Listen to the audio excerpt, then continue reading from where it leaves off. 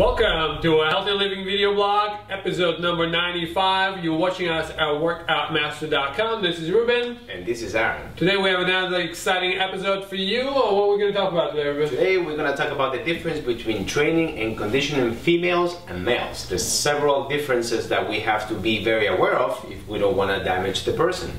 Something special for you ladies, just for you. By the way, before we start talking about this, tomorrow we're going to have another excellent episode. We're going to talk about the job-specific training and conditioning. Most of the people sit all day, so we're going to talk about specific exercises and the strategy that you can implement into your life that are going to help you with your job. Let's tear this one apart. Let's talk about female conditioning. Yes, we will. The important things about training females or having consideration for female athletes in regards to a difference between males and females. Typically, as the first point that we will address, females are very afraid of gaining muscle to a degree that they will feel uncomfortable.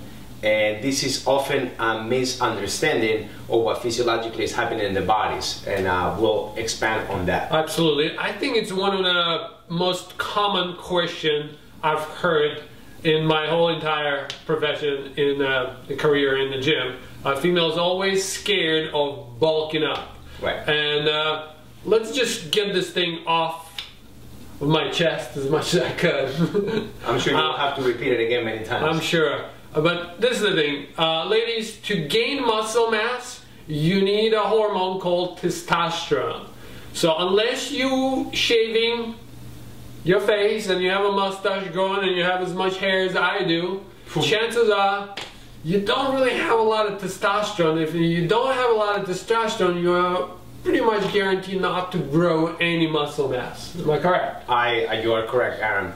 So what the point that Aram is conveying is that you are missing one of the key ingredients to be able to build muscle, which is testosterone. It's typically associated as a male hormone, but females have it just as well as males in a smaller proportion. Without this hormone, you cannot build muscle.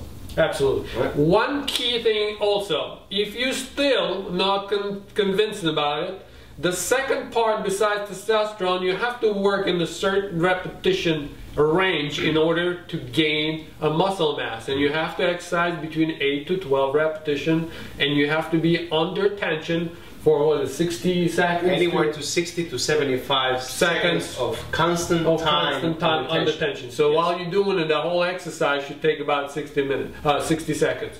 Right. So if you're out of that range, your chances of getting bigger diminishing even further. So just stay away from that range. Go in the repetition range over 12 repetitions, right, and you'll be double clear from that bulked up female muscles that you guys try to avoid. Right. Yep. So yeah, exactly. Stay away from the 8 to 12 typical, recommended by trainers and coaches repetition range. Because if you do anything less than 8, around the 4 to 6 reps, your body is going to gain a lot of strength, but not necessarily do you have to build muscle. Make that very clear. When you do above 15 repetitions, the body is working more on a strength endurance phase, which the body does not have the fuel to be able to actually build muscle. So in a sport specific, such for example, dressage, horseback riding for females, or for males for that matter, modeling, dancing, any sports that require you to have a weight class. There could be anything from fighting skills to anything else that you can think of as far as, categories that you might fit in within certain weight limits.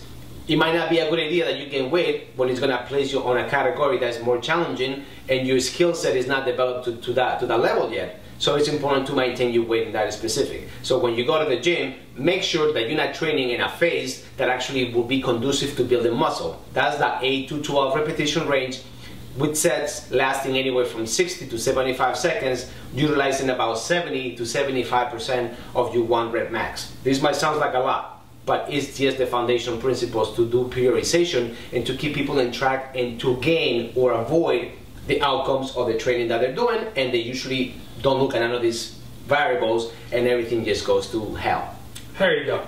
So the second important point for you females is that the day that the little girl comes in and the period starts. So for us, for males, it was like, what is a little girl? He was like, I've never heard of that. Yeah. Hey, I've heard of that. So the day that the period comes in, there's some very important physiological changes that happen within the female body that it has to be specifically addressed when you train, because it can create quite a lot of trouble if you go with your regular training regimen. Let's tear this one apart. Yes. When a female is going through the menstrual cycle, pre-menstrual, during the cycle, there's going to be a fluctuation of hormones. I don't need to tell you this. You probably know this a hell of a lot better than I do by experience. So I'm just going to go by what I know growing up with 5 females in my house and having another one in the house now. He still doesn't know what little girl is. Anywho, while the female is actually in a premenstrual or menstrual cycle, there's going to be fluctuation of hormones in which the body releases a hormone called elastin. And elastin makes the body very, very flexible and very predisposed to stretching ligaments, tendons, and connective tissue. So it's never a good idea to stretch beyond what's normal when you're actually going through your menstrual cycle. What's going to happen is that you're going to put undue stress on your connective tissue. And I typically use this example because it has worked really well in the past, is that you see like the rings that hold a 6-pack of soda or beer or whatever it might be.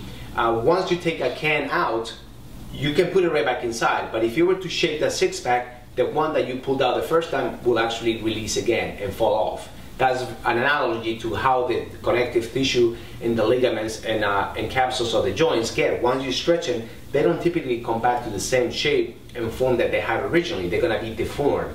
And in that deformation is when you open up a gap to create, continuous injuries in a particular joint. Be it, the hip, the knee, the ankle, the fingers, it could be anywhere, shoulders. Absolutely. In general, females tend to be more flexible than males. Yes. So you tend to be just more flexible. You can do a whole lot of things that the guys can do in the majority of cases.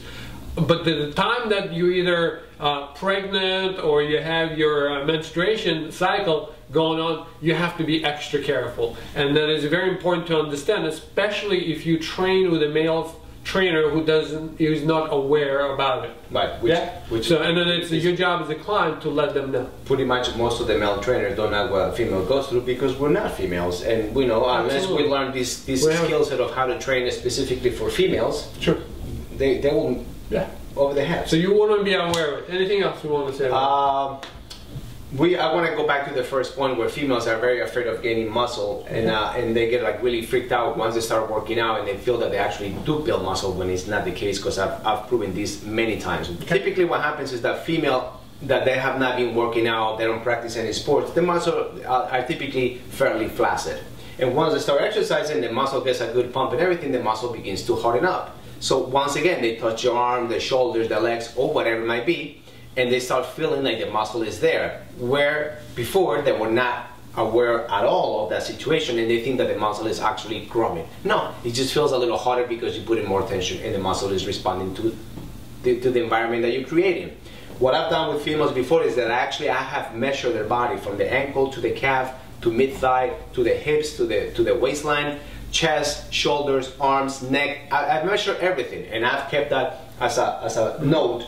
When they start complaining, oh, I'm getting all this muscle. So you can compare stuff. So you can compare. And the fact of the matter is that although they think that they're getting bigger, the measuring tape shows something else. It actually shows that they've been shrinking. Is that they're not used to feeling their body getting harder. So they don't feel the muscle themselves. That is correct. Okay. So for you not to make this same mistake, just take measurements. Have your trainer take measurements and compare them down the line every 6 weeks, every 8 weeks, or whatever formula he's using, or you're using on yourself. Absolutely. And that's some of the major differences that you have to actually address or have under consideration when you want to actually train females and you don't want to use the approach of training, how you would do with males. It's very important to make those differences, because otherwise you can literally break the person. Absolutely. So flexibility is going to be a big concern. Strength, when they're premenstrual, is going to be a big concern. Once again, you don't want to be lifting heavy weights when you're going through menstrual cycle, because you can actually hurt yourself. The body's going to be a lot more unstable just by the nature of the hormones that you're releasing and how it affects the connective tissue of your body.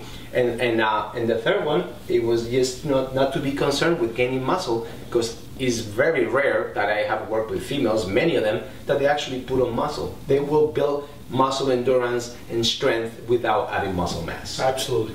And that's one of the main fears, you know. And typically this is the women that have never been to the gym. That have that, you know, so I've been working out for the past 25 years. I've seen the girls that come in and run all the time, but they don't touch weights. So it's just the fear that they have. They create another huge imbalance because the body is good at doing anaerobic exercise, but when it comes to do something, I mean, anaerobic, they're weak as it gets. And I mean, you know, let's be realistic. If guys kick their own asses at the gym almost on a daily basis to put on muscle, and it doesn't really happen. Proof of that is that if you go to the gym year after year, you see the same people there and they haven't changed that much. And all of a sudden you walk into the gym, you walk next to the dumbbell rack and you already added muscle? Well, come on, get real, it's not gonna happen.